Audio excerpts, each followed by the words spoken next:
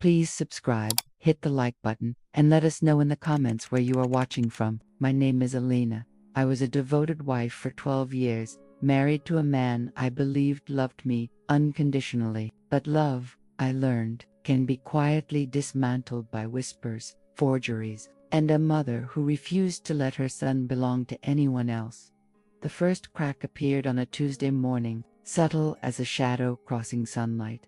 I woke to find Marcus already dressed, standing by the window with his coffee untouched. His shoulders were rigid, the kind of tension that speaks before words do. I reached for him, fingers brushing his sleeve, but he stepped away, not dramatically, just away.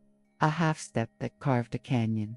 Between us, the morning light filtered through our bedroom curtains, casting soft gold across the hardwood floors we'd chosen together. Everything in this house held a memory. The pale blue walls I'd painted while he held the ladder, laughing at the streak across my cheek. The vintage mirror we'd found at an estate sale, hauling it home in his truck while rain pounded the windshield. Our life had been built in these small, deliberate moments, but something was eroding beneath the surface. He'd been distant for months. Conversations that once flowed like water now stumbled over unspoken words. He checked his phone constantly, angling the screen away from me. When I asked about his day, his answers came clipped, rehearsed. His mother called every evening at 8:30, like clockwork. He'd take the phone into his office, closing the door with a soft click that felt louder than a slam. I told myself it was work stress. His promotion had brought longer hours, tighter deadlines. But stress doesn't make a man flinch when his wife touches his hand. Stress doesn't create that flicker of something cold in eyes that used to hold warmth. That morning, I watched him leave without kissing me goodbye. His car disappeared down the tree-lined street, and I stood at the window long after, coffee cooling in my hands, trying to identify the weight settling in my chest. It felt like grief. But grief for what? He was still alive. Still sleeping beside me each night, still coming home to the house we'd built together. I didn't know yet that I was mourning a marriage already dead, killed slowly by someone who smiled at me over Sunday dinners while planting landmines in my husband's mind. The first piece of evidence arrived in the form of a question. We were folding laundry together, one of the few domestic rituals we still shared. His hands moved mechanically, matching socks with precision. Then he paused, holding one of my blouses, a soft cream silk I'd worn to dinner the week before. He asked why I'd been so late that night. His voice was casual, but his eyes weren't. They held something searching, suspicious. I reminded him I'd told him drinks with Sarah after work, networking for the project I was leading. He nodded slowly, too slowly, as if testing the weight of my words against some other truth.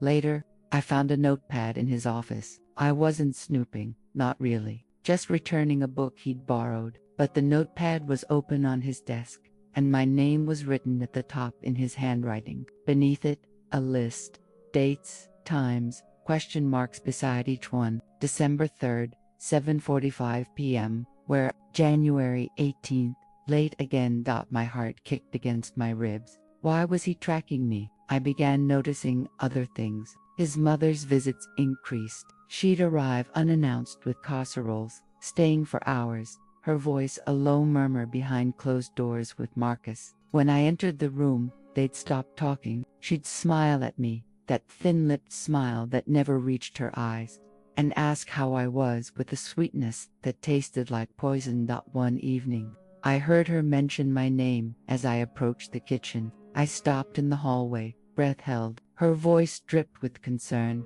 I just worry about you, sweetheart. These patterns, they're not normal for a marriage.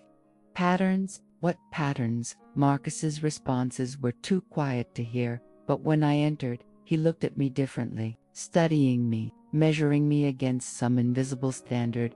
I was apparently failing. I started finding small inconsistencies, receipts in his wallet from restaurants I'd never been to, but they were dated on nights I'd supposedly been out late. Text messages on his phone from his mother, time-stamped at odd hours. I'm praying for you both. Stay strong. The truth always surfaces. The truth about what? My hands shook as I set his phone back on the nightstand. I felt like I was losing my mind, watching my husband slip away while some invisible force pulled the strings. Every kind gesture from his mother now felt calculated. Every concerned question felt like an accusation wrapped in false care. Something was very wrong, and I couldn't see the full picture yet, but I could feel its edges closing in. Marcus asked for space, not separation, he said, just time to think. He moved into the guest room, and the distance between us became physical, undeniable. I'd wake in the middle of the night, reaching for him, finding only cold sheets and the echo of what we'd been. His mother's presence intensified. She had a key to our house. He'd given it to her years ago. I'd come home to find her there, sitting at our kitchen table as if she owned it, rearranging our pantry or reorganizing my cabinets. Helping, she called it. When I asked Marcus to take back the key, he looked at me like I'd suggested something cruel. I needed to understand what was happening. I started documenting everything. Dates she visited, times Marcus changed toward me. I took photos of that notepad, those strange receipts. I backed up text messages. Some instinct, some survival mechanism, told me to create a record. Then I found the first letter. It was tucked in a box in the attic, one I'd gone up to retrieve for old tax documents. The box was Marcus's, labeled Mom's Letters. Inside, dozens of cards and notes spanning years, all from her. I sat on the dusty attic floor and read them. Each one was a masterpiece of manipulation. Subtle concerns about our marriage, gentle observations about my behavior. She worried I seemed distracted. She'd heard I'd been seen somewhere without my ring. She hoped I was treating Marcus well, after all he'd done for me. Little seeds, planted carefully, watered with repetition. My pulse thundered in my ears. This was systematic, intentional. I began meeting with a lawyer.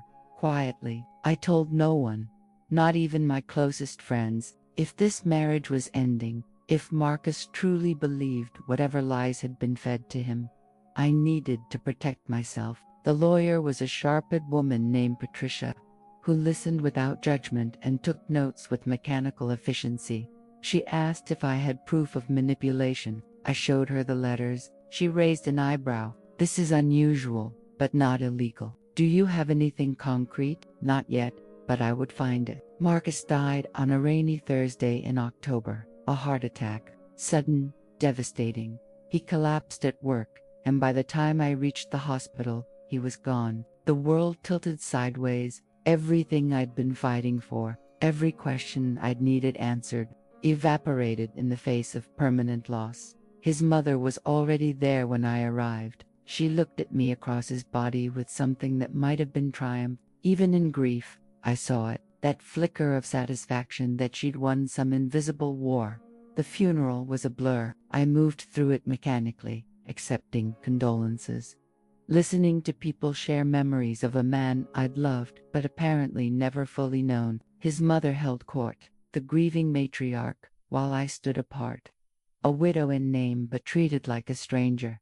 After the service, I returned to the house alone. It echoed with absence. I drifted through rooms we'd shared, touching surfaces, searching for him in the stillness. I needed closure. I needed to understand what had broken us.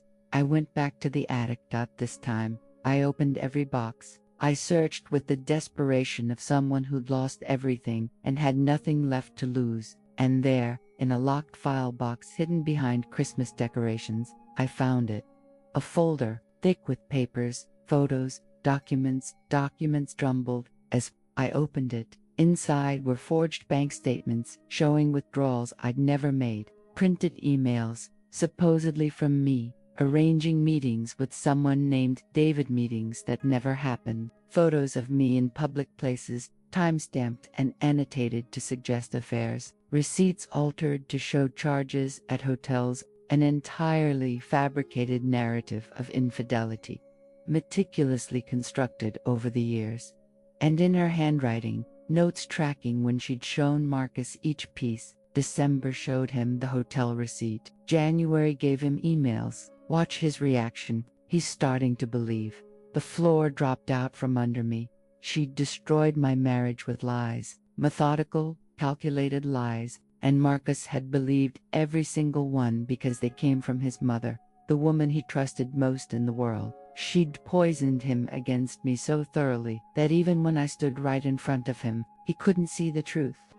I sat on the attic floor surrounded by her manufactured evidence and felt something cold crystallize inside me. Grief transformed into fury, betrayal hardened into resolve. She had taken everything from me, my husband, my marriage, years of my life spent fighting shadows I couldn't name. Now I had names, dates, proof. And I was going to take everything from her. Patricia's eyes widened when I showed her the folder. This is fraud, defamation, intentional infliction of emotional distress. She looked up at me. This is prosecutable. I sued her for everything: civil court, emotional damages, lost consortium, defamation of characters, every legal avenue Patricia could find. We pursued with surgical precision. The discovery process was brutal. Her lawyer tried to dismiss it as a grieving mother's concern for her son, but the evidence was undeniable. Timestamps on the forgeries, her handwritten notes documenting her manipulation, bank records proved the withdrawals never happened. Witnesses confirming I'd been where I said I'd been on the dates she'd manufactured. The case took 18 months. 18 months of depositions, court appearances, watching her squirm under oath as her carefully constructed lies crumbled. She denied everything at first, then claimed she'd been trying to protect Marcus. From what? From a faithful wife, from someone who loved him unconditionally. The jury didn't need long to deliberate. They awarded me everything. Her house, the one Marcus had grown up in, the one she'd valued more than truth. Her savings, damages that would impact her for the rest of her life. The judge's statement was scathing. The systematic destruction of a marriage through calculated deception represents a profound betrayal of family bonds and basic human decency.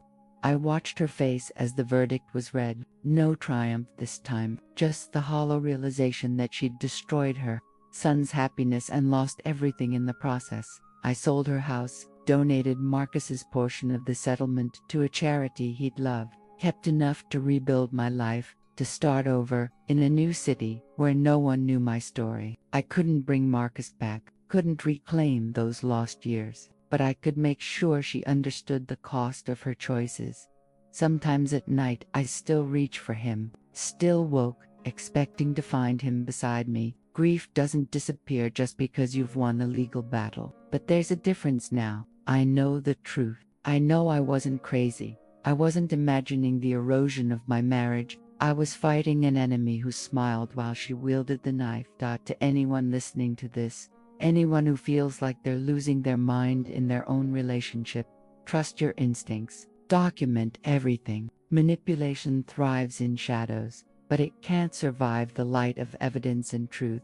Have you ever felt like someone was undermining your relationship? Share your story in the comments. And if this resonated with you, subscribe, because some stories need to be told, need to be heard, need to remind us that truth eventually surfaces, no matter how deep it's been buried.